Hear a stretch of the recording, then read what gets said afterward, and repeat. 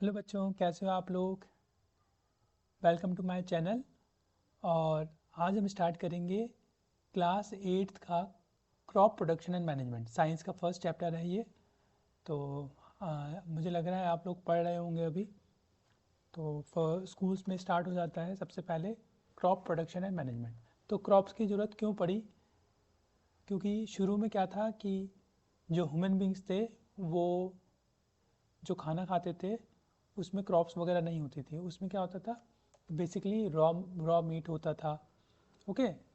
और शिकार करते थे तो उसको पकाते भी नहीं थे शुरू शुरू में। तो उसके बाद धीरे धीरे पकाना चालू किया।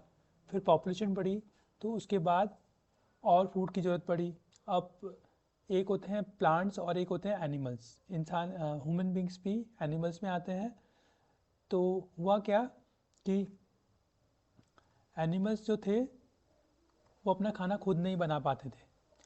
अब खुद खाना बना नहीं पाए तो फिर धीरे धीरे वो क्रॉप्स पे जो निर्भर होने लगे, जो फ्रूट्स वगैरह पर फ्रूट्स भी इतने ज़्यादा नहीं बनते थे। तो उन्होंने फिर धीरे धीरे अपनी क्रॉप उगाना चालू किया। एक फील्ड चालू करी, एग्रीकल्चर फील्ड डेवलप करना चालू करी, उसके ऊपर क्रॉप्स उगाना चालू करा। तो अब धीरे धीरे क्या हुआ कि ये इसको बड़ी बड़ी फील्ड्स को बड़ी बड़ी फील्ड उन्होंने कैप्चर करने लगे और उसके ऊपर क्रॉप्स उगाने लगे। ओके। तो ये चैप्टर बेसिकली इसी पे डिपेंड करता है। एग्रीकल्चर क्या होता है? Practice of raising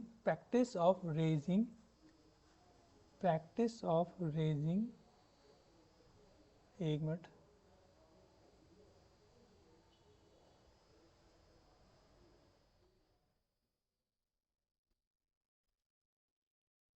practice of raising plants and animals for food and other useful products is called agriculture. Agriculture दोनों पे डिपेंड कर, दोनों पे आएगा, प्लांट्स और एनिमल्स के ऊपर डिपेंडेंसी, ताकि हम अपना खाना उनमें से या यूज़फुल चीज़ें हम उनमें से ऑब्टेन कर सकें।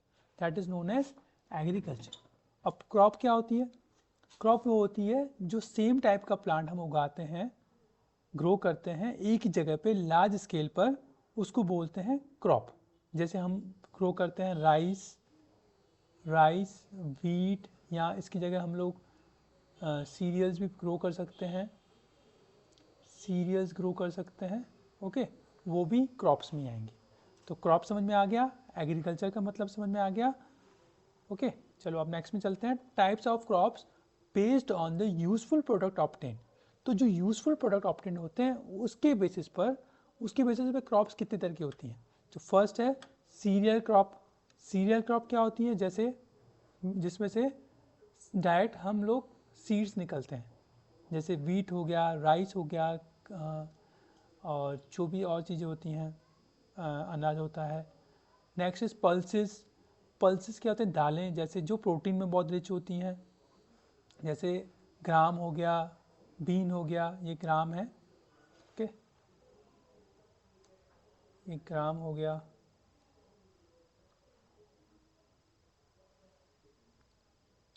बीन हो गया। ओके। नेक्स्ट है फाइबर क्रॉप्स। फाइबर क्रॉप्स क्या होती हैं? जो जो जिसका फाइबर हम यूज़ करते हैं, जिसके हम क्लोथिंग बनाते हैं, जैसे कॉटन हो गया, जूट हो गया, ये सारी क्या है? Fibre crops. Next is oil yielding crops. Oil yielding crops जो भी हम लोग खाने में, हमारे किचन में जो खाना बनता है उनमें जो ऑयल यूज़ करते हैं उनकी भी क्रॉप्स होती है। जैसे ग्राउंडनट हो गया, ग्राउंडनट की क्रॉप उगाई जाती है, उसमें से ऑयल एक्सट्रैक्ट किया जाता है। सनफ्लावर ऑयल हो गया, सनफ्लावर पहले उगाया जाता है, फिर उसमें से उसका ऑयल निकाला जाता है। Next is sugar yielding crops. Sugar yielding crops जैसे पता ही आपको, शुगर केन में से शुगर बनती है, तो that is known as sugar yielding crop. Next is fruits. Fruits भी क्रॉप में आते हैं। फ्रूट्स क्या होते हैं? जो वाटर और मिनरल्स में बहुत रिच होते हैं, जैसे एप्पल, बनाना, ऑरेंज। ओके। एप्पल, बनाना, ऑरेंज, ये सब क्या आते हैं? फ्रूट्स में आते हैं। Next is vegetables. वेजिटेबल्स जो हम रोज़ रोज़ खाते हैं हमारे डे टू डे लाइफ में, जैसे potato, carrot, brinjal, onion, onion. Okay. Next is spices. Spices क्या होते हैं? जो फ्लेवर, हमारे फूड को फ्लेवर देते हैं। ओके, जैसे आपने सुना होगा काली मिर्च, पेपर, जिंजर, क्लोव्स, ओके, लौंग। तो ये सब चीज़ें क्या होती हैं कि स्पाइस जो हमें हमारे फूड को फ्लेवर, ये भी क्रॉप्स में आती हैं जो फ्लेवर प्रोवाइड करती हैं हमारे खाने को। ओके, तो यहाँ तक तो आपको समझ में आया होगा कि type of crops used based on the useful product obtain. तो क्रॉप्स कितनी तरह की हो गई भाई? 8 तरह की हो गई। Cereal crops, pulses, fibre crops, oil yielding crops, sugar yielding crops, fruits, vegetable, spices. Okay बच्चों, तो ये सब आपकी हो गई यूजफुल प्रोडक्ट ऑफ। अब बच्चों जो क्रॉप्स होती हैं सीजन पे भी डिपेंड करती हैं कि कौन से सीजन पे कौन सी क्रॉप उगाई जाती है। ओके भाई, हर सारी क्रॉप्स एक सीजन में नहीं उगाई जा सकती, तो अलग अलग सीजन के लिए अलग अलग क्रॉप्स होती हैं। जैसे खरीफ क्रॉप्स। खरीफ क्रॉप्स क्या होती हैं? जो मेनली रेनी सीजन में उगाई जाती हैं। किस में उगाई जाती है? रेनी सीजन में। उसको क्या बोलते हैं? खरीफ क्रॉप्स। तो रेनी सीजन कब स्टार्ट होता है इंडिया में? जून से लेके सितंबर में। जून से लेके सितंबर में। जैसे इसमें क्या क्या आता है? पैडी। पैडी क्या होता है कि 1 और 1.5 फीट का पानी भरा जाता है फील्ड में। उस पानी में ही ये इन क्रॉप्स को उगाया जाता है, तो इसलिए बोलते हैं इसको पैडी क्रॉप्स। ओके, जैसे राइस है, एक पैडी क्रॉप है। फिर मेज़ है। मेज़ भी जो है वो कहाँ उगाया जाता है? रेनी सीजन में। सोयाबीन है, ग्राउंडनट है, कॉटन है, ये सारी क्या है? खरीफ क्रॉप्स हैं। ये सब को कब उगाई जाती है? जून टू सितंबर में। यानी जून में तो उसका सीड वगैरह डाला जाता है और सितंबर में उसकी जो भी है उसकी कटिंग की जाती है और उसकी हार्वेस्टिंग की जाती है। Next is rabi crops. Rabi crops क्या होते हैं? जो विंटर सीजन में उगाए जाते हैं। विंटर सीजन कब से स्टार्ट होता है बच्चों? अक्टूबर से लेके मार्च तक।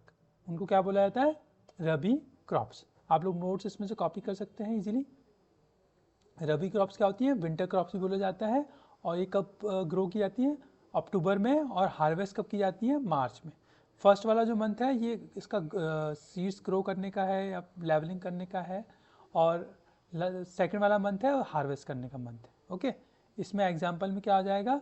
बीट हो गया, ग्राम हो गया, पी हो गया, मस्टर्ड हो गया, लिंसीड हो गया। ये सारे जो क्रॉप्स होती हैं ये सारी रबी क्रॉप्स हैं और ये विंटर सीजन में ग्रो की जाती है। नेक्स्ट इज, जब भी क्रॉप ग्रो की जाती है तब बेसिक उसमें क्या चीज़ होती है? भाई सबसे पहले हम क्या करते हैं उसमें? हम सॉइल को प्रिपेयर करते हैं। सॉइल को पहले हम लोग हम उसकी फर्टिलिटी को इंक्रीज करेंगे, उसको जो भी चीज़ें हैं जो भी प्रोसेस है वो करेंगे। उसके बाद हम करेंगे सोइंग। उसके बाद हम लोग क्या करेंगे?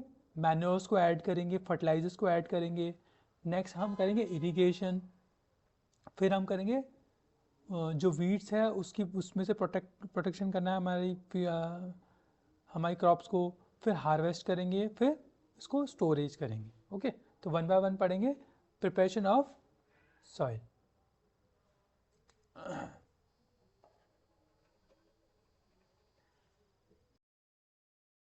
फर्स्ट प्रोसेस है हमारा प्रिपरेशन ऑफ सॉइल।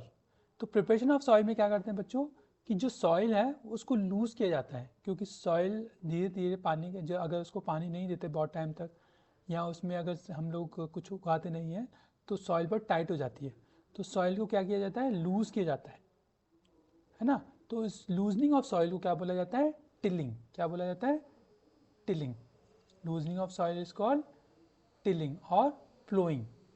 टिलिंग और फ्लोइंग। उस सॉइल को लूज किया जाता है। लूज किसकी हेल्प से किया जाता है? उसको बोलते हैं प्लग, फ्लो। क्या बोलते हैं? फ्लो।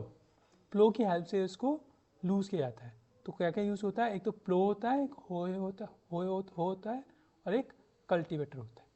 ठीक है, प्रोनाउंसिएशन आप देख लेना, फ्लो, हो एंड कल्टीवेटर। तो बच्चों ये होता है प्लो। प्लो में क्या होता है? इसके अंदर एक होती है बीम, आप ये दिख रहा है। एक ये होता है शाफ्ट। ये होता है शाफ्ट और ये होता है प्लोशेयर। एक शाफ्ट होती है, एक प्लोशेयर होता है और एक इसके अंदर बीम होती है। तो आप देखिए इसमें कैसे लगाया जाता है इसको। जो एनिमल्स के आगे इसको लगाया जाता है, ठीक है, इस प्लो को लगाया जाता है ताकि हमारी सॉइल को लूज किया जा सके। ओके, हो क्या होता है?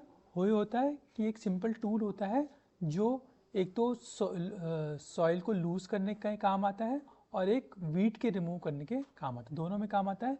ये लोग जब हमारे घर में कुछ बनता है तब ये हमारे जो कंस्ट्रक्शन वर्कर्स होते हैं इसको यूज़ करते हैं। Okay, it is a long rod of would और आयरन।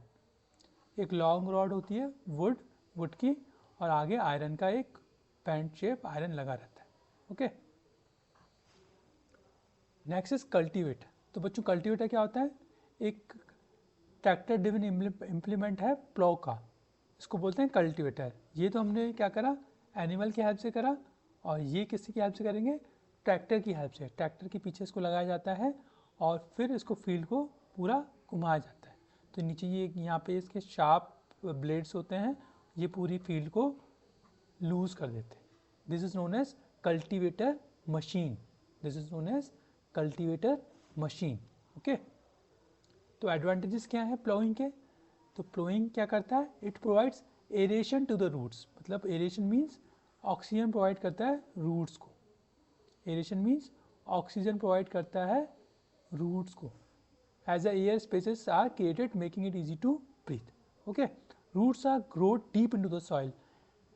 प्लोइंग की हेल्प से क्या होगा, रूट्स होती हैं क्रॉप्स की, वो ज़्यादा गहरी हो पाती हैं, जिसकी वजह से हमें अच्छा यील्ड मिलता है क्रॉप्स का। Weeding is easier in loose soil. पहले क्या, सॉइल को लूज़ किया जाता है, उसके बाद वीडिंग भी इजीली हो जाती है। अगर लूज सॉइल होगी तो हम वीडिंग, जो वीड्स हैं, जो अनवांटेड प्लांट्स हैं, हम उसको इजीली निकाल सकते हैं। Help in the growth of earth forms.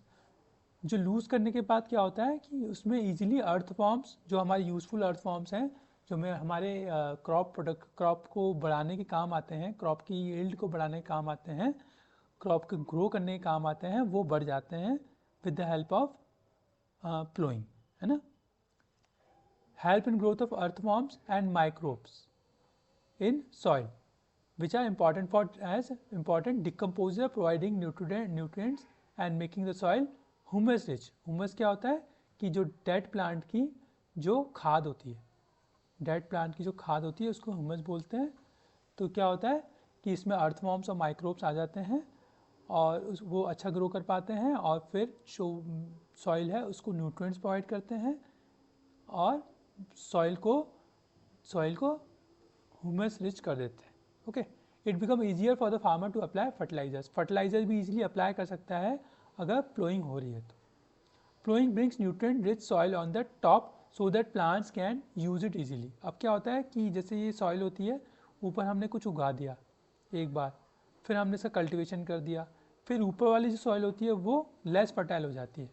फिर क्या, प्लोइंग की जाती है। प्लोइंग से क्या होता है, नीचे की सॉइल ऊपर चली जाती है, ऊपर की सॉइल नीचे चली जाती है। उससे क्या होता है कि जो ज़मीन की जो नीचे के न्यूट्रिएंट्स होते हैं वो ऊपर आ जाते हैं, फिर इजीली वो प्लांट्स वगैरह इसको यूज़ कर सकते हैं। नेक्स्ट है लेवलिंग। अब प्लोइंग हो गई, अब वीड भी हटा दिए, प्लोइंग भी हो गई। अब जो है मिट्टी है उसको क्या होगा कि वो अनइवन हो जाएगी। ठीक है, सपोज ये ग्राउंड है, इसमें अनइवन हो जाएगी। तो अनइवन हो जाएगी तो सपोज हो सकता है कभी तेज़ हवा लगे तो ये मिट्टी हवा में उड़ जाए, तो इसको वापस लेवल भी करना पड़ता है।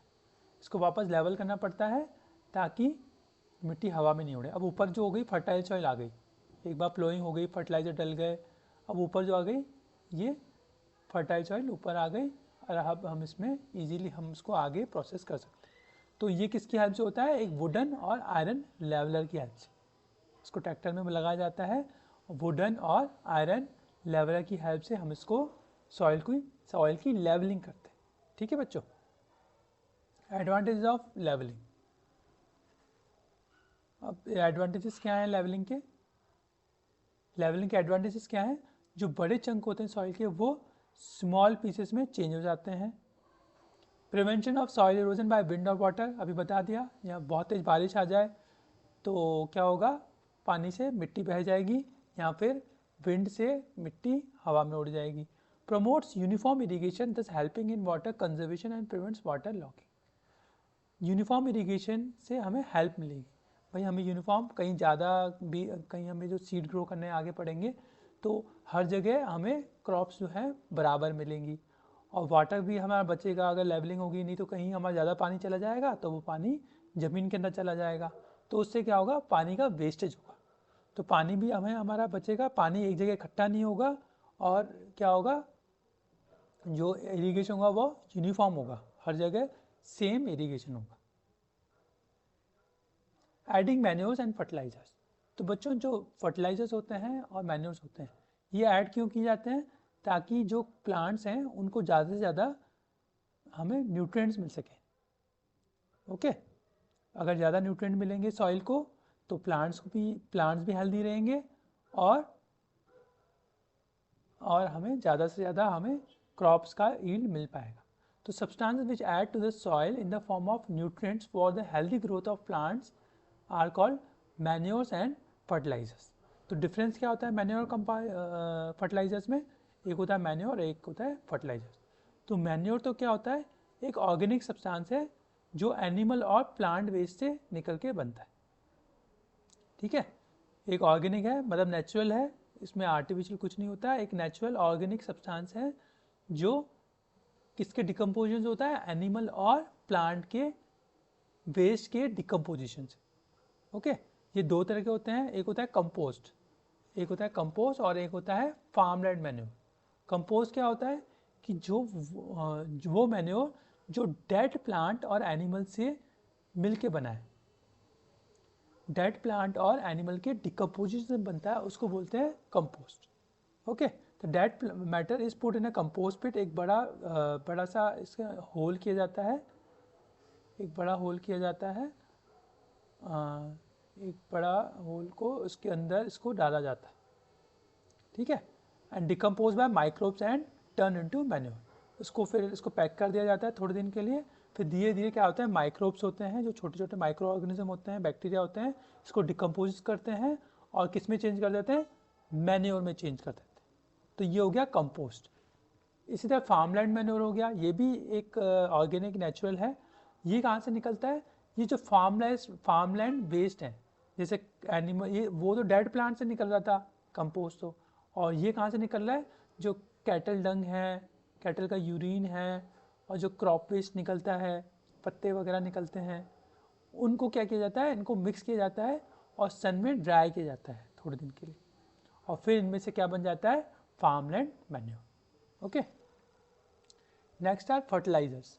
तो फर्टिलाइजर्स क्या होते हैं बच्चों, फर्टिलाइजर जो होते हैं इनऑर्गेनिक होते हैं, मतलब ये केमिकल्स फैक्ट्रीज में बनाए जाते हैं, और ये क्या होते हैं, ये जो फर्टिलाइजर होते हैं ये पर्टिकुलर न्यूट्रिएंट में ही रिच होते हैं।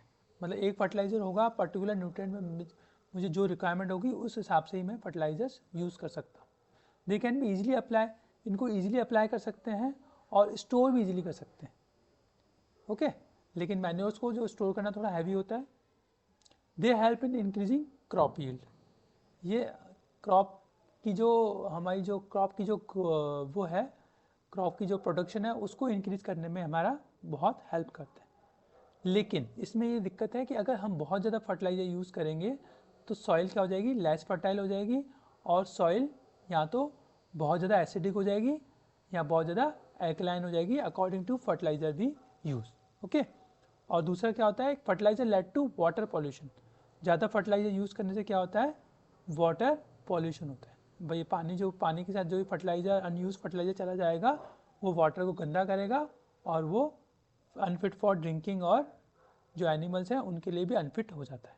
ओके, तो फर्टिलाइजर्स को कम से कम यूज़ करना चाहिए, और जितना हो सके नेचुरल मैन्योर को यूज़ करना चाहिए। एडवांटेजेस क्या है मैन्योर के फर्टिलाइजर्स के ऊपर, मैन्योर जो होता है वो सॉइल को पोरस करता है। पोरस मीन्स कि सॉइल में गैप बढ़ाता है। ठीक है, ताकि गैप बढ़ाने से क्या होता है, जो गैसेस होते हैं वो इजीली एक्सचेंज हो जाती हैं। भाई सॉइल को भी गैस चाहिए ना, भाई ऑक्सीजन, कार्बन डाइऑक्साइड, सॉइल भी, उनको भी गैस चाहिए। अदरवाइज अगर उसमें गैसेस का एक्सचेंज नहीं हुआ तो सॉइल में न्यूट्रिएंट्स वगैरह वो बढ़ नहीं पाएंगे। Okay, manure increases the water holding capacity of soil. Manure क्या करता है, जो वाटर की जो सॉइल की वाटर होल्डिंग कैपेसिटी है वो इंक्रीज करता है। भाई वाटर होल्डिंग कैपेसिटी अच्छी होगी तो न्यूट्रिएंट्स उसको क्रॉप्स को अच्छे मिल पाएंगे और वो अच्छे एब्जॉर्व कर पाएंगे, क्योंकि वाटर की हेल्प से ही जो प्लांट्स हैं वो वाटर न्यूट्रिएंट्स को एब्जॉर्ब करते हैं। Okay, manures make the soil rich is humus. Humus अभी बताया था कि जो खाद होती है वो इंक्रीज हो जाती है किसकी हेल्प से, मैन्योर की हेल्प से। और इंक्रीज फ्रेंडली माइक्रोब्स, जो फ्रेंडली माइक्रोब्स हैं वो भी इंक्रीज हो जाते हैं, इससे हमारी फर्टिलिटी और इंक्रीज होती है। Manures improve soil texture and water retaining capacity of soil.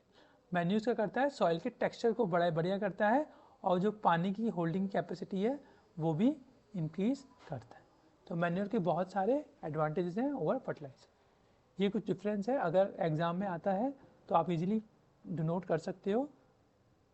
Same है पूरा, ओके, लेकिन मैन्योर बस एक चीज़ होती है कि वो थोड़े कम रिच होते हैं प्लांट न्यूट्रिएंट्स में। भाई एक पर्टिकुलर मैन्योर अगर जो मैं पर्टिकुलर फर्टिलाइजर बनाऊंगा वो बहुत ज़्यादा रिच होगा एक नाइट्रोजन, फॉस्फोरस और पोटेशियम में, लेकिन वही उतने वैसे ही अगर मैं मैन्योर लूँगा तो वो थोड़ा कम रिच होगा। ओके, अब नेक्स्ट जो प्रोसेस आता है after using fertilizer and manure, sowing of seeds. अब हमारा बीज बन गया, सॉरी अब हमें आगे हमारी फील्ड बन गई, तो अब हमें उसके अंदर बीज या सीड्स को भी डालना पड़ेगा। Sowing of seed is important for crop production, बहुत ही ज़रूरी है।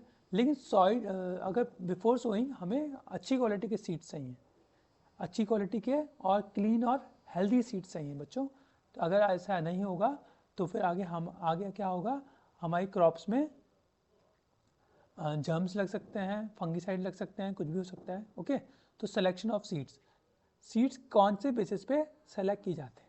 Seed should have high percentage of germination. मतलब high percentage of germination means अगर मैं सपोज 100 सीड्स को ग्रो कर रहा हूँ तो उसमें से 80 सीड्स ग्रो कर जाएँ, एग्जाम्पल है, तो ये अच्छी कैपेसिटी होगी, है ना। अगर मैं 100 सीड को मैं उसमें सो कर रहा हूँ और मुझे 50 सीड ही ग्रो कर पा रहे हैं, बाकी सीड ग्रो नहीं कर पा रहे हैं, तो इसकी वैरायटी थोड़ी कम होगी, इसकी कैपेसिटी कम होगी, इसकी कैपेसिटी ज़्यादा होगी। फॉर एग्जाम्पल है, कुछ कितने भी कर सकते हैं, ठीक है। High yielding varieties which are free from insect and pest should be selected. तो सीड्स पे भी डिपेंड करता है कि उनमें कोई जर्म्स या पेस्ट लग सकते हैं या नहीं लग सकते। तो अभी जो साइंटिफिकली जो सीड्स बन रहे हैं वो ऐसे बनाए जा रहे हैं कि उनमें कम से कम इंसेक्ट जो है उसका अटैक हो सके और कम से कम पेस्ट अटैक कर सके। Seed must be treated with fungicides. Fungicides क्या होते हैं, वो इंसेक्टिसाइड्स होते हैं जो जर्म्स को किल करते हैं, सॉरी फंगाई को किल करते हैं। ओके, तो seeds must be treated with fungicides before sowing. तो फंगीसाइड से पहले उसको ट्रीट करना पड़ता है और उसके बाद उसको मिट्टी में डाला जाता है। नेक्स्ट है टूल्स फॉर सोइंग सीड्स। अब जो सीड्स को सो करने के लिए, सीड्स को डालने के लिए भी हमें टूल्स चाहिए। जैसे एक होता है ट्रेडिशनल टूल। ट्रेडिशनल टूल क्या होता है, जैसे एक फनल शेप टूल होता है अटैच टू द प्लो। किस में अटैच होता है, प्लो में अटैच होता है। एक फनल शेप टूल होता है, इसके अंदर क्या होता है, टू से थ्री पाइप्स होते हैं, 2 to 3 पाइप्स होते हैं, और वो क्या करते हैं, सॉइल को पीएस करते हुए जो सीड्स को सॉइल के अंदर डाल देते हैं। जैसे ये वाला है डायग्राम है, ये कहता है छोटे से जिसमें टनल्स होते हैं, ये क्या करते हैं सीधा उसके अंदर इसको डाला जाता है सीड्स को, और ये सीधा ज़मीन के अंदर सीड्स को डाल देते हैं। Next is seed drill. Seed drill क्या होता है, इसके अंदर एक वर्टिकल ट्यूब्स होती है, एक वापस फनल टेप शेप होता है, और ये सीधा वर्टिकल ट्यूब्स के थ्रू फ्लो में अटैच हो जाता है, और ये भी एक तरह से ट्रेडिशनल टूल की तरह ही काम करता है, बस ये थोड़ा फ्लो में अटैच हो जाता है। ओके, ये तो अलग से हो गया, ये भी प्लॉव में अटैच होता है, ये भी प्लॉव में अटैच होता है। ये भी सीड ड्रिल है, ये क्या फनल शेप होता है, ऐसा फनल शेप होता है, और इसको सीधा इसके अंदर वर्टिकल ट्यूब्स के थ्रू फ्लो से अटैच कर दिया जाता है। Next is broadcaster.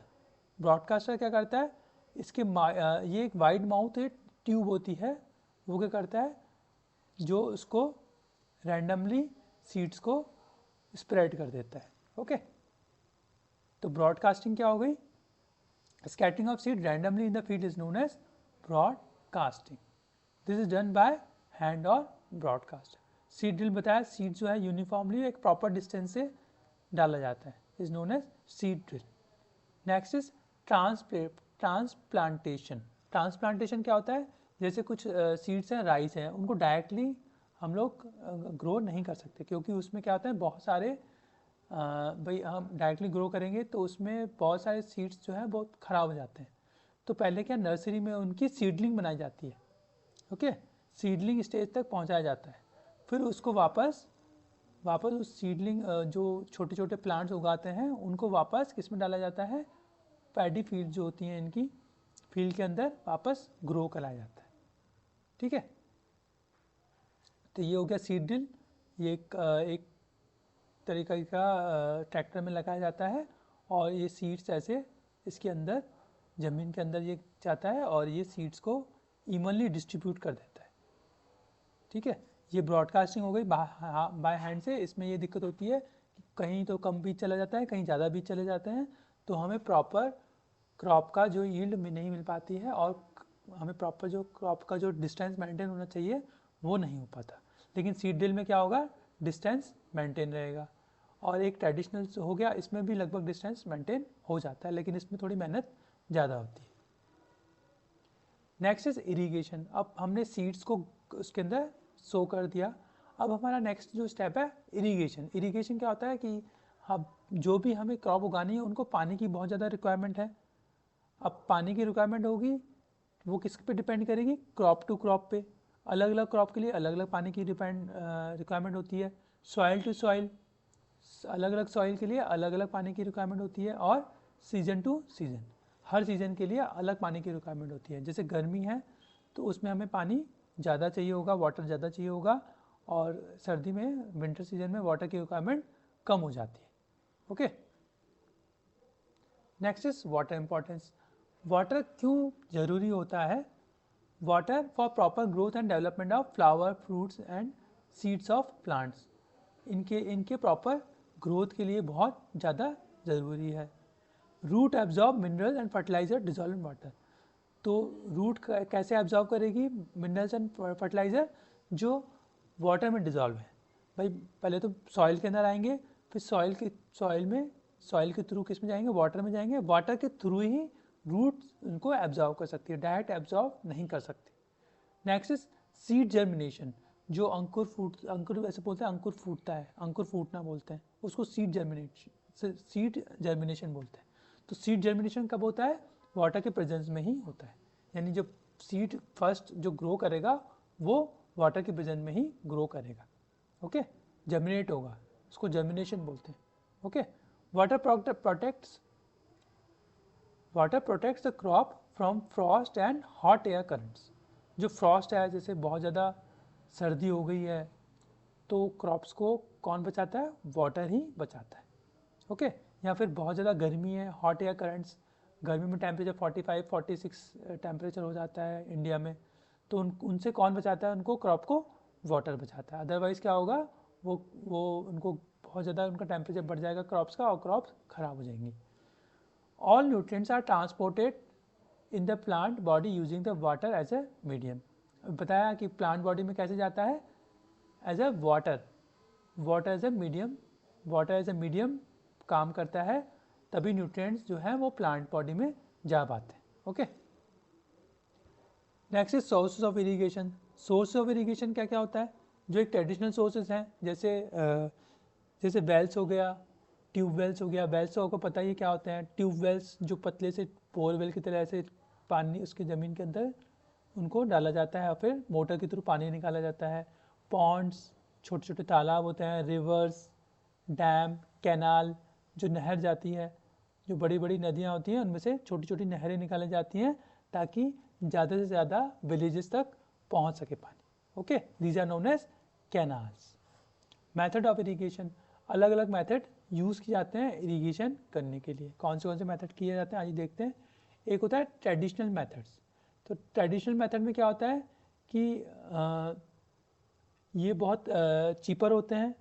ठीक है, कैटल और ह्यूमन लेबर इसमें, जैसे एक कैटल की हेल्प की जाती है या ह्यूमन बींग्स खुद उसके अपनी मसल्स की हेल्प से पानी उसमें से निकालते हैं। तो पहला क्या हो गया, पुली सिस्टम। पुली सिस्टम में क्या होता है कि पानी सीधा वेल में से निकाला जाता है। ये पुली सिस्टम होता है और ये वेल होता है, ठीक है। यहाँ पे इसमें बकेट डाल दी जाती है और सीधा इसको पुल किया जाता है, ठीक है। पुलिंग की हेल्प से हम इसको वाटर को हम इजीली निकाल सकते हैं। एक है चेन पंप। चेन पंप क्या होता है कि एक एंडलेस चेन होती है, ये वाला होता है चेन पंप। इसमें क्या होता है कि एम्प्टी बकेट्स इसमें जाती हैं पानी में और फिर फुल होके यहाँ पर ऊपर आती हैं। ऊपर आने के बाद यहाँ पे एम्प्टी होती हैं, फिर वापस एम्प्टी बकेट्स के अंदर चेन के थ्रू इसमें जाती हैं और वापस फिल होकर ऊपर आती हैं। तो उसको बस रोटेट किया जाता है और इजीली रोटेट किसी की भी हेल्प कर सकते हैं, जो है एनिमल्स की हेल्प से भी कर सकते हैं या ह्यूमन बींग्स खुद भी कर सकते हैं। ओके, नेक्स्ट इज देकली। ये भी एक क्रूड सिस्टम है जिसमें एक लॉग ऑफ वुड यूज़ किया जाता है वाटर को वेल में से निकालने के लिए। ओके, इसको बोलते हैं देकली। ओके, एक होता है राहत। इसमें भी क्या होता है, एक सिंपल लीवर सिस्टम होता है, इसमें wheel attach to number of buckets, ठीक है। इसको भी क्या वो कहते हैं, इसको बोलते हैं राहत। भाई आपको लर्न करना है एक देकली, एक राहत, चेन पंप, मोड, 4 तरीके के ट्रेडिशनल मेथड्स होते हैं। अब आता है मॉडर्न मेथड्स। अब ये ट्रेडिशनल मेथड में क्या होता था कि पानी का वेस्टेज बहुत ज़्यादा हो रहा था, मेहनत बहुत ज़्यादा लग रही थी। ओके, तो अब हमने क्या करा, नए मेथड हमने साइंटिस्ट ने नए मेथड्स को यूज़ किया। इसमें से पहला मेथड क्या है, ड्रिप इरिगेशन। ड्रिप इरिगेशन क्या होता है, इसमें क्या होता है, एक पाइप को लैंड के अंदर से निकाला जाता है और इसमें छोटे छोटे होल्स ड्रिल कर दिए जाते हैं। उससे क्या होता है कि जो पानी होता है वो रिक्वायरमेंट के हिसाब से ही इनके ऊपर, क्रॉप्स के ऊपर जाता है और जो जितनी रिक्वायरमेंट होती है उतना ही पानी इनको दिया जाता है और सीधा रूट्स में दिया जाता है, ठीक है। इससे क्या होता है कि ज़्यादा पानी इवापोरेट नहीं करेगा क्योंकि ऊपर जाएगा ही नहीं पानी, तो ज़्यादा इवापोरेशन होगा नहीं और जितनी रिक्वायरमेंट होगी रूट्स को उतना ही पानी दिया जाएगा और पानी का वेस्टेज बहुत कम होगा, ठीक है। ये कहाँ यूज़ किया जाता है, फ्रूट प्लांट्स में उनको रूट्स को पानी की ज़रूरत होती है, इसलिए इसमें यूज़ किया जाता है drip irrigation. Next is gardens में यूज़ किया जाता है और ट्रीज़ में यूज़ किया जाता है। Next is sprinkler system. इसमें क्या होता है कि एक छोटा सा, एक आपने देखा होगा गार्डन्स में लगा रहता है, ये प्रेशर की हेल्प से इसमें एक पानी निकलता है तेज़ और फिर प्रेशर की हेल्प से ये रोटेट भी करता जाता है, ठीक है। इसमें एक नोज़ल होती है आगे और पाइप इसमें अटैच होता है। ये प्रेशर की हेल्प से ये रोटेट करता है और ये पानी को वो करता है। ये कहाँ किया जाता है, water flow through the main pipe under pressure with the help of pump, ठीक है। पंप की हेल्प से पानी इसके अंदर डाला जाता है और फिर क्या होता है, स्प्रिंकल की हेल्प से ये पूरे रेन की तरह ये चारों तरफ फैल जाता है, ठीक है। इसका एक डायग्राम भी है, ये देखिए ये वाला, ठीक है। तो इसमें क्या होता है, ड्रिप इरीगेशन तो ये वाला होता है, छोटा पाइप होता है, उसमें छोटे छोटे होल्स होते हैं और उसमें पानी ज़रूरत के हिसाब से वो सीधा रूट्स में चला जाता है। स्प्रिंकल में ये ऐसा होता है, इसमें ऐसे छोटे, इसमें क्या होता है, छोटे छोटे वो फव्वारे टाइप होते हैं जो बारिश की तरह पूरे क्रॉप्स के ऊपर उसको इरीगेट करते हैं, पानी को उसके ऊपर पानी को डाला जाता है। Okay, next is furrow irrigation. Furrow irrigation में क्या होता है कि फील्ड को रिजेस और फरोज में डिवाइड किया जाता है। रिजेस क्या होते हैं, ये दिख रहा है आपको, रिजेस ऐसे रिजेस होते हैं और ये फरोज होते हैं। मतलब एक तो होता है छोटे छोटे गड्ढे होते हैं पानी के और एक छोटे छोटे पहाड़ होते हैं मिट्टी के। तो क्या क्या उन बीच में से क्या निकाला जाता है, पानी को निकाला जाता है गड्ढों में। तो क्या होता है इसमें, क्या होता है कि पानी इनमें चला जाता है सीधा, जितनी रिक्वायरमेंट होती है वो सीधा एब्जॉर्ब हो जाता है रूट्स में, ठीक है।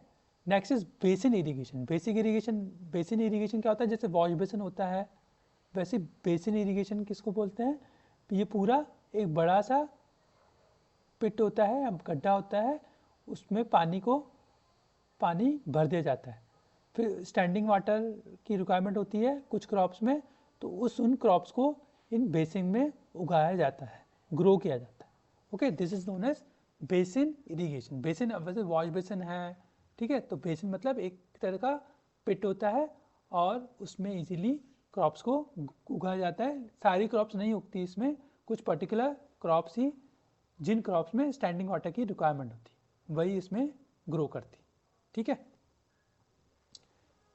तो उसके बाद क्या होता है, इरिगेशन के बाद प्रोटेक्शन फ्रॉम वीड्स। अब जो जैसे जैसे कुछ चीज़ें हम लोग ग्रो करते हैं तो उनके साथ में अनवांटेड प्लांट्स भी उगाते हैं। तो अनवांटेड प्लांट्स को क्या बोलते हैं, वीड्स। तो ये इनको हटाना भी बहुत ज़्यादा ज़रूरी होता है। ठीक है, इनको हटाना भी बहुत ज़रूरी होता है। जैसे कौन सी वीड्स उगाते हैं, एक अमेरंथस, कीनोपोडियम। ठीक है, तो ये दो तरह की वीड्स हैं जो प्लांट के साथ ग्रो कर जाती हैं, तो इनको हटाया जाता है। इस प्रोसेस को क्या बोला जाता है, वीडिंग। क्या बोला जाता है, वीडिंग। तो वीडिंग कैसे हटाई जाती है, टिलिंग। टिलिंग एक सिंपल टूल होता है, उसकी हेल्प से उसको वीड्स को अपरूट मतलब रूट से सहित बाहर निकाला जाता है। दूसरा है मैनुअल मेथड। मैनुअल मेथड में क्या होता है कि हैरो या टॉवल की हेल्प से उनको वीड्स को रिमूव किया जाता है। Next is chemical method. Chemical method में क्या होता है कि कुछ केमिकल्स या वीडिसाइड्स को यूज़ किया जाता है ताकि वो उनकी जो ग्रोथ है वो रुक जाए। ठीक है, जैसे 2,4-D, मेटाक्लोर, साइजाइन, MCPA, ये सब क्या है, वीडिसाइड्स हैं। ठीक है, वीडिसाइड्स को क्या किया जाता है, पानी में मिक्स किया जाता है और फिर स्प्रे किया जाता है। ठीक है, स्प्रेयर की हेल्प से, एक मशीन आती है स्प्रे वाली, उसकी हेल्प से इसको फील्ड में स्प्रे किया जाता है। ठीक है, ये तभी ग्रो करना चाहिए, तब इसको ये तभी यूज़ करते हैं जब फ्लावरिंग या सीड फॉर्मेशन नहीं होता। ठीक है, फार्मर को बहुत केयरफुली इसको यूज़ करना पड़ता है ताकि, क्योंकि अगर लंग्स में चली जाए तो हमें हार्मफुल इफेक्ट्स हमारी बॉडी के ऊपर हो सकते हैं। तो इसलिए मास्क वगैरह पहन के फार्मर्स को यूज़ करते हैं। Next is crop protection. अब क्रॉप को भी हमें जब ग्रो कर दिया उसकी प्रोटेक्शन भी ज़रूरी है। ठीक है, क्योंकि वो जब हम उसको ग्रो करते हैं उसको ग्रोथ में टाइम लगता है। ठीक है, तो उस टाइम में उनकी उनकी उनकी प्रोटेक्शन बहुत ज़रूरी है। तो सबसे पहला क्या काम किया जाता है, फेंसिंग की जाती है। जो भी फील्ड होती है उनकी चारों तरफ फेंसिंग लगाई जाती है। फेंसिंग क्यों लगाई जाती है, ताकि जो स्ट्रे एनिमल्स हैं, डॉग्स हैं या काउस हैं, स्ट्रे काउस हैं, वो उनको क्रॉप्स को ख़राब ना करें।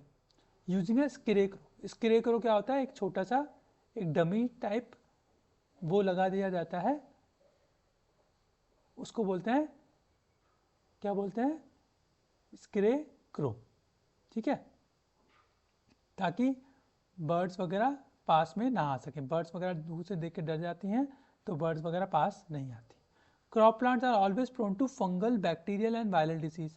हमेशा इनमें खतरा लगा रहता है फंगल या बैक्टीरियल वायरल डिसीज का।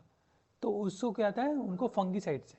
फंगीसाइड्स एक केमिकल्स होते हैं जो एक पेस्टिसाइड्स होते हैं जो हमें जो फार्मर को जो डिजीज से बचाने के काम आते हैं क्रॉप्स को। Okay, moreover disease resistant seeds should be sown to avoid infection. आपको पहले बताया था कि जो सीड्स होती हैं उनको ऐसे तरीके से बनाया जाता है ताकि वो कम से कम उसमें इन्फेक्शन लग सके। rodents, birds and insect cause damage to the crops are known as pest। इनको क्या बोला जाता है, पेस्ट बोला जाता है। क्या बोला जाता है, पेस्ट बोला जाता है। rodents छोटे चूहे, बर्ड्स, इंसेक्ट्स, ये सब भी फसलों को ख़राब करते हैं, तो इन सबको क्या बोला जाता है, पेस्ट बोला जाता है। पेस्ट कैसे कंट्रोल करते हैं, बाय स्प्रेइंग डाइल्यूटेड पेस्टिसाइड्स। तो पेस्टिसाइड्स को हम डाइल्यूटेड पानी में डिसॉल्व करके हम इसके क्रॉप्स के ऊपर इनके ऊपर डाला जाता है, तो हमारी क्रॉप्स इनसे प्रोटेक्शन हो जाता है। कौन से पेस्टिसाइड हैं, BHC, मैलेथियन, पॉलीथियन, एसेक्ट, ये सब हम पेस्ट यूज़ करते हैं। नेक्स्ट इज, अब हमने क्रॉप वगैरह उगा ली, क्रॉप हमारी ढंग से उग गई। नेक्स्ट हम क्या करते हैं, हार्वेस्टिंग करते हैं। तो हार्वेस्टिंग कितना टाइम लगता है, 3 से 4 महीने ग्रोथ में लगते हैं, उसके बाद उसकी हार्वेस्टिंग की जाती है। हार्वेस्टिंग में सबसे पहला प्रोसेस क्या है, थ्रेशिंग। थ्रेशिंग क्या होता है कि जो सीरियल प्लांट्स हैं उनको बीट किया जाता है। बीट मतलब उनको मतलब हथौड़े से या कुछ भी हेल्प से उनको थ्रेश किया जाता है ताकि उनमें से सीड्स निकाल सकें, है ना। थ्रेशिंग मैनुअली भी की जाती है और थ्रेशर की हेल्प से भी की जाती है। ठीक है, तो पहले उसको हार्वेस्ट किया जाता है, फिर थ्रेशिंग की जाती है। तो ये मैनुअल करेंगे, पहले उसको हार्वेस्ट करेंगे और उसको थ्रेशिंग करेंगे। यहाँ पर एक मशीन आती है, उसको बोलते हैं कंबाइन। एक मशीन आती है कंबाइन, और उसकी हेल्प से वो हार्वेस्टर और थ्रेशर दोनों का काम करती है। ये वाली फील्ड आती है कि ये थ्रेशर है। ठीक है, थ्रेशर क्या करेगा, उसमें सीड्स को अलग करेगा, उसमें से जो भी हमारा वो निकला है, हमारी क्रॉप निकली, उसमें से सीड्स को अलग करेगा। ये सिकल है, ये मैनुअली इसको यूज़ करते हैं। और ये कंबाइन मशीन है, ये सीधा उसको हार्वेस्ट भी करती है और थ्रेशिंग भी करती है। Okay, next is winnowing. Winnowing क्या करते हैं, जो छोटे होल्डिंग्स जिनके विलेज होते हैं,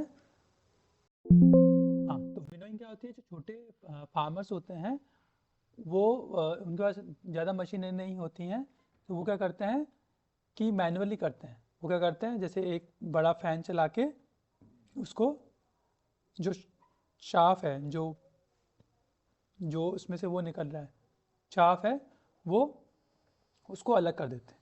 ग्रेन अलग हो जाती है, चाफ अलग हो जाता है। चाफ मतलब जो आपका जो ग्रेन के ऊपर का जो हिस्सा होता है, ओके, उसको बाद में भूसे उसके लिए जो एनिमल्स के चारे की तरह यूज़ करते हैं, उसको चाफ बोलते हैं।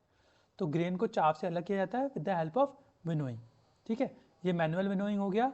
ठीक है, एक पंखे में इसको बड़ा सा फैन है या बड़ी हवा लग रही है, तो उसको ऐसे इजीली चाफ अलग हो जाएगा, ग्रेन से अलग हो जाएंगे। एक ये विनोइंग मशीन होती है, ये मशीन भी क्या करती है, चाफ को अलग कर देती है और सीड्स को अलग कर देती है। अब उसके बाद क्या किया जाता है, स्टोरेज। अब स्टोरेज भी बहुत ज़रूरी है, क्योंकि ग्रेन हार्वेस्ट करने के बाद उनको सुखाया जाता है। सुखाने से क्या होता है, उसमें जो मॉइस्चर होता है वो ख़त्म हो जाता है, क्योंकि अगर मॉइस्चर होगा ग्रेन्स में तो फिर वो उसमें जो जर्म्स लगने के चांसेस ज़्यादा होते हैं। तो जो भी हमारी क्रॉप निकलती हैं आफ्टर हार्वेस्टिंग और थ्रेशिंग, क्या किया जाता है, सबसे पहले जो स्टोरेज एरिया है उसको बहुत सुखाया जाता है, ताकि वो मॉइस्चर वगैरह वहाँ पे ना रहे और माइक्रोबियल जो उसके अंदर जो माइक्रोबियल ग्रोथ ना हो सके। Storage area should be free from rodents and insects, है ना। तो जो रॉडेंट्स और इंसेक्ट से फ्री होना चाहिए, ताकि वो फसल को ख़राब ना करें, हमारे क्रॉप्स को ख़राब ना करें। There should be no open spaces like windows from where birds can come in and out to eat grains. ठीक है, तो अगर बर्ड्स भी नहीं आएंगी और रॉडेंट्स भी नहीं आएंगे अगर ओपन विंडोज़ वगैरह नहीं होंगी तो। ठीक है, treatment of storage. Before storing seeds they are sun dried to reduce moisture. अभी जैसे मैंने बताया पहले कि जो सीड्स वगैरह होती हैं उनको पूरी तरह से सुखाया जाता है। सुखाने से क्या होता है, उनके अंदर मॉइस्चर कंटेंट कम हो जाता है, फिर उसको इजीली स्टोर कर सकते हैं। ड्राइड नीम लीव्स, गार्लिक और टर्मरिक। गार्लिक आप समझते ही हैं, टर्मरिक जो हल्दी यूज़ की जाती है ताकि घरों में, ताकि वहाँ पर माइक्रोबियल ग्रोथ और पेस्ट वगैरह ना आ सके। माइक्रोबियल जो छोटे छोटे जो फंगस वगैरह हैं जो, या फिर माइक्रो जो कीड़े वगैरह उसमें ना लग सके। Specific chemical treatment can also be given to store grains in a proper manner. तो केमिकल ट्रीटमेंट भी करा जाता है ग्रेन्स का, ताकि वो इजीली स्टोर कर सके। Next is method of storing. Small quantities of grain at home can also be stored in metallic or clay container or in jute bags. छोटी सी क्वांटिटी है तो हम लोग उसको कहाँ स्टोर कर सकते हैं, मेटलिक कंटेनर में या क्ले कंटेनर में जो हम यूज़ करते हैं, या जूट बैग में स्टोर कर सकते हैं। लेकिन अगर लार्ज स्केल है तो उसको कहाँ स्टोर किया जाता है, सीलोज में, सीलोज और गैनरीज में। सीलोज क्या होते हैं, ऐसे होते हैं, ऐसे बड़े से कंटेनर होते हैं। ये अलग अलग लेवल पर अलग अलग हम ग्रेन्स, अलग अलग टाइप के ग्रेन्स हम स्टोर कर सकते हैं। फिर इसमें होल्स होते हैं और इजीली उसको हम लोग जो ज़रूरत के हिसाब से निकाल सकते हैं। तो they are tall cylindrical storage structures with openings. They can store different stock of food grains at different levels. whenever required grains can be taken out from the opening। तो अलग अलग इसका लेवल होता है, एक सीढ़ी होती है, तो ऊपर जाके इजीली हम लोग जितनी रिक्वायरमेंट होगी उतनी हम निकाल सकते हैं। Next is granaries. ग्रेनरीज क्या होती हैं? एक बड़े से गोदाम टाइप होते हैं जहाँ पे हम लोग गनी बैग्स में फूड को स्टोर करते हैं। गनी बैग्स जूट के बैग्स आते हैं, उसमें स्टोर किया जाता है और एक के ऊपर एक उसको उसको एक के ऊपर एक स्टोर किया जाता है स्टैक की फॉर्म में। Okay, perishable food such as fruit and vegetable are stored in cold storage houses. Perishable food हैं जैसे फूड जो से वेजिटेबल्स हैं, फ्रूट्स हैं, उनको कहाँ स्टोर किया जाता है? कोल्ड स्टोरेज में, क्योंकि अगर इसको नॉर्मल इसमें स्टोर करेंगे तो वो बहुत जल्दी ख़राब हो जाते हैं। पेरिशेबल मीन्स बहुत जल्दी ख़राब होने वाले, ठीक है। तो इनको कहाँ स्टोर किया जाता है? Cold storage. अब आता है स्टोरेज के बाद, अब एक प्रोसेस, एक दो आपके टॉपिक और हैं। Green revolution. ग्रीन रेवोल्यूशन ने कुछ भी नहीं करा, सॉरी कुछ भी नहीं मतलब बड़ी चीज़ नहीं है। ग्रीन रेवोल्यूशन में क्या हुआ कि आफ्टर इंडिपेंडेंस जो हमारे क्रॉप्स की जो रिक्वायरमेंट थी वो बढ़ती गई। तो उस क्रॉप के रिक्वायरमेंट को बढ़ाने के लिए हमने एक ग्रीन रेवोल्यूशन, मतलब हमने उनको एक तरीके से हमने एक रेवोल्यूशन किया। एग्रीकल्चर में एक रेवोल्यूशन हुआ जिसकी हेल्प से बहुत ज़्यादा जो प्रोडक्शन है बहुत ज़्यादा बढ़ गया क्रॉप्स का। तो वो कैसे बढ़ा? Improve by using improve variety of seeds. हमने बहुत ज़्यादा सीड्स की वैरायटी को इम्प्रूव किया इन है ना, उसमें लेबोरेटरीज़ में बहुत ज़्यादा उसके ऊपर बहुत ज़्यादा उनको बहुत ज़्यादा उनके ऊपर रिसर्च हुआ सीड्स के ऊपर। और फिर हमने क्या करा? एक्सपेंशन ऑफ फार्मिंग एरियाज़ को बहुत इम्प्रूव किया। जैसे जो अनकल्टिवेबल लैंड थे उनको कल्टिवेबल बनाया। मिक्स फार्मिंग चालू करी। मिक्स फार्मिंग से भी हमारी जो ग्रोथ थी फार्मिंग की, जो क्रॉप्स की, वो बढ़ी, ठीक है। एक थे डॉक्टर नॉर्मन बॉरलॉग, ये बहुत ज़्यादा ये मैक्सिको से क्या लाए? इंडिया बहुत इम्प्रूव वैरायटी ऑफ सीड्स लाए, जिसकी वजह से बहुत ज़्यादा हमारी क्रॉप प्रोडक्शन बहुत ज़्यादा बढ़ गया। ओके, इंडिया के साइंटिस्ट थे डॉक्टर MS स्वामीनाथन। इन्होंने भी बहुत ज़्यादा योगदान दिया अपना हाइब्रिड वैरायटी ऑफ वीट के सीड बनाने में। ओके, इन्होंने क्या करा कि क्रॉस ब्रीड किया मैक्सिको की सीड को और इंडिया के सीड को। फिर इससे क्या हुआ? क्रॉप यील्ड बहुत ज़्यादा बढ़ गई। ओके, इन लोगों के ग्रीन रेवोल्यूशन की हेल्प से ही हमारा जो इंडिया था वो एक सेल्फ सफिशिएंट नेशन बना। अब नेक्स्ट आता है क्रॉप रोटेशन। क्रॉप रोटेशन क्या होता है कि जब भी क्रॉप्स को ग्रो किया जाता है एक पर्टिकुलर फील्ड में तो उसके न्यूट्रिएंट्स ख़त्म हो जाते हैं। फिर नेक्स्ट सीजन में क्या किया जाता है? डिफरेंट क्रॉप्स को ग्रो किया जाता है ताकि जो क्रॉप्स ख़त्म हो चुके हैं पहले वाले वो यूज़ ना हो, अब दूसरे न्यूट्रिएंट्स यूज़ हो। तो इसी प्रोसेस को क्या बोला जाता है? क्रॉप रोटेशन, यानी एक के बाद एक क्रॉप को यूज़ किया जाता है, ठीक है। Leguminous plants contain nitrogen fixing bacteria and roots nodule which help to overcome nitrogen deficiency. तो लेगुमिनेशन प्लांट्स यूज़ किए जाते हैं ताकि उसके अंदर नाइट्रोजन फिक्सिंग बैक्टीरिया होते हैं जो हमारे हेल्प करते हैं जो नाइट्रोजन की डिफिशियंसी को ख़त्म करने में।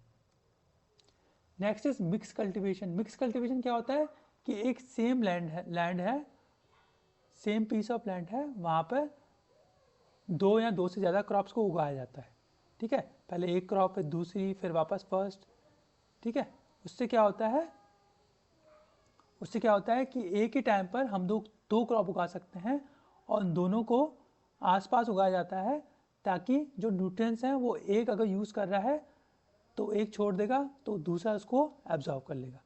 तो इस तरीके से क्या होता है कि हमारी जो सॉइल है वो मैक्सिमम हम उसकी न्यूट्रिएंट्स यूटिलाइज कर पाते हैं और एक ही टाइम पे दो क्रॉप उगा पाते हैं और हमारी क्रॉप की जो प्रोडक्शन है वो भी बढ़ जाता है, ठीक है। अब जो फूड है, कुछ फूड हमें एनिमल से भी मिलता है, तो प्लांट्स जैसे हमें फूड देते हैं वैसे ही एनिमल भी हमें फूड देते हैं।